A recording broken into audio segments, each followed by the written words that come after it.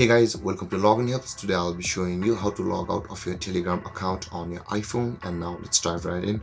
Now to log out of your Telegram account on your iPhone, first guys, you'll be required to open the Telegram app itself.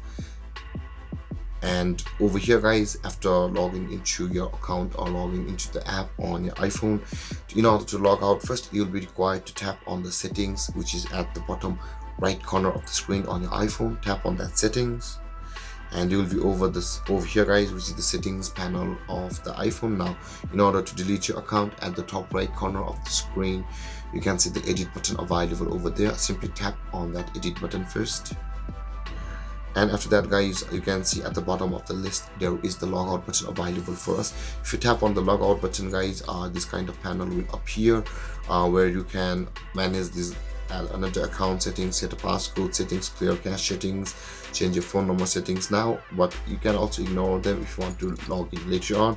And with that being done guys, at the bottom of the list there is the logout button in red, and tap on that button to sign out of your Telegram account on your iPhone. And if you have any confusions or questions regarding the topic, feel free to comment in the comment section below, and don't forget to like, subscribe and hit that bell icon for more videos. Thank you for watching guys. Peace.